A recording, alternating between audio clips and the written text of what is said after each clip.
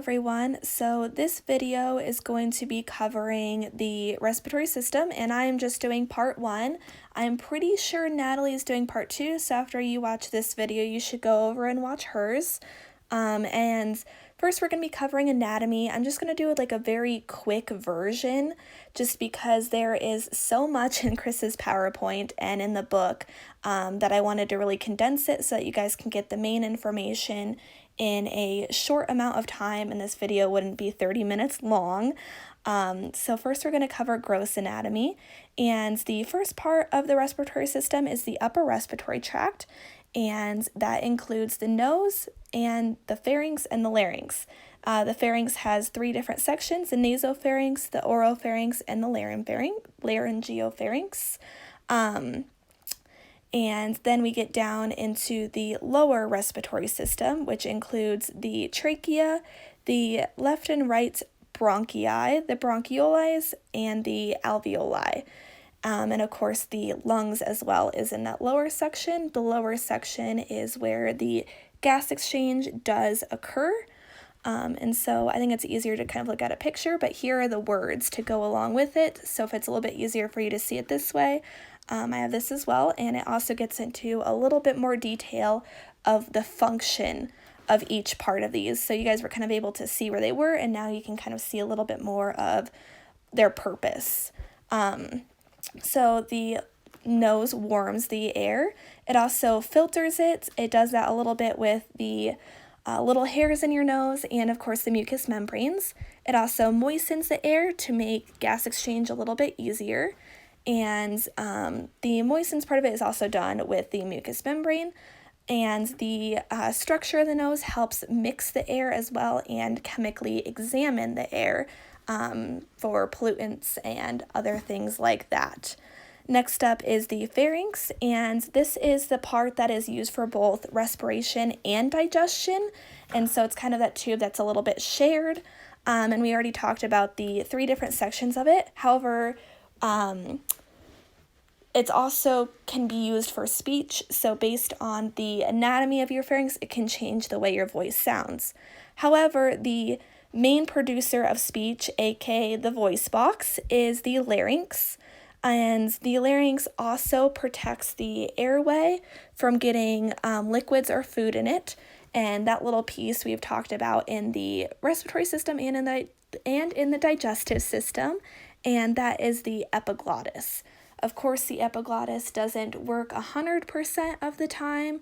We know every once in a while we get either food or water down the wrong pipe, so it works most of the time, but every once in a while it does happen.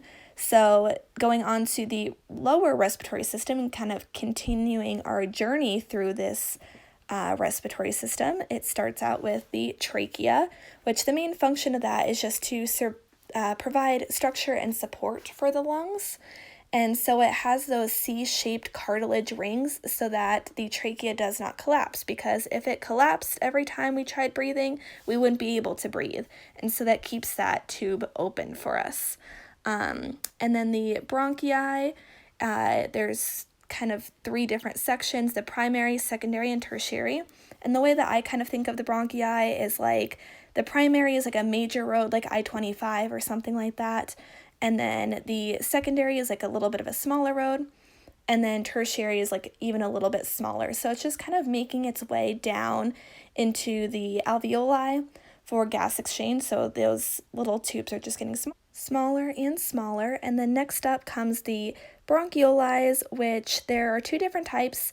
There are terminal bronchioles, which conduct the air, and then there's the respiratory bronchioles, which have thin walls for gas exchange. And I kind of think of these 2 also as kind of like a road getting a little bit smaller. Like think of these as kind of like your neighborhood road, and then the alveoli are your main destination. That's kind of like your house in my mind. And so the alveoli are those little grape-like structures where gas exchange occurs. They're highly vascularized so that a lot of carbon dioxide and oxygen can be exchanged at once. And the grape-like structure also provides more surface area, and that really helps the process happen very efficiently. And the walls in the alveoli are super, super thin, so they don't have to diffuse through very much in order to get to the right place. Next up is physiology, and I will be covering the 3 little sections that you see on the bottom. So first up, we're going to be covering Boyle's law, and then the respiratory cycle, and then pulmonary volumes and capacities. So it's going to be a lot of fun. So Boyle's law is basically just the volume of gas is inversely related to its pressure. And I made a little project in high school that was kind of an example of a lung, and I think it really helps me understand this law a little bit better. So I was going to show you guys as well. So here it is. All right, so this is my little pretend lung here. The plastic cup on the outside represents the thoracic cavity. The white balloon on the bottom represents the diaphragm, and then the pink balloon and the black straw represent the respiratory system. So I'm going to have my assistant demonstrate how this works. So when the diaphragm contracts, it pulls down, and the pressure inside of that cup decreased, and so the air got pulled into the lung, inflating it. And then when you let go of the balloon and it bounces back, as you could see, the pressure goes up, and so the air gets pushed out and the balloon gets deflated. And as you can tell, not all of the air came out of the balloon. Same thing happens in your lung. Not all of the air comes out, because if it did, your lung would collapse. So I hope that this example helped you guys out, and it's really simple to make at home if you guys want to try it. It is a really fun little project. All right, so I hope that that helped you guys understand it. If not, I feel like the image on this PowerPoint really brings together all of those concepts. So the very top image shows that when the pressure in your lungs goes down, you inhale. So the respiratory cycle in this image kind of starts out with that. And the outside pressure is 760 millimeters of mercury, which I believe is sea level. And then when your diaphragm contracts and it pulls down, the pressure in your lungs goes down. So in this image, it says the top part is 759 millimeters of mercury. So that shows how it is going down. And then your body wants to have the same pressure on the inside and outside. So that's that little middle image where it is equal. It is 760. And then on the bottom, when you exhale, the outside is still 760 millimeters of mercury, but inside of your lungs is 761. So that's what kind of gets that air out of there, and you exhale, and then the cycle goes on and continues. So next up is pulmonary volumes and capacities.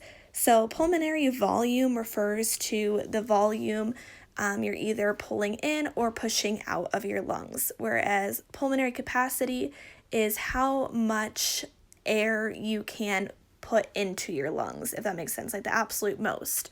So how we measure that is through tidal volume and vital capacity. So tidal volume is the volume of air that's exhaled after a typical inspiration. So the two important parts of that is it's talking about volume specifically, and it's after just a regular inspiration that you are probably taking right now. And then vital capacity is the largest amount of air a person can move in and out of their lungs. So this, we're really focusing on that person's specific lung capacity, and we're seeing how much they can expand their lungs. In order to measure these things, we can use a spirometry, which is a tool that can measure inhalations and exhalations. The importance of all of this is that the lungs need to be able to take in an adequate amount of air in order for gas exchange to occur, so our cells have what we need. So if we're not breathing in very well and we're not getting enough volume of air into our lungs, then we won't be able to get oxygen in and get rid of that carbon dioxide. So I hope that this was able to jog everyone's memory from our class a long time ago, and I hope that we all do well on the test. Good luck, everyone.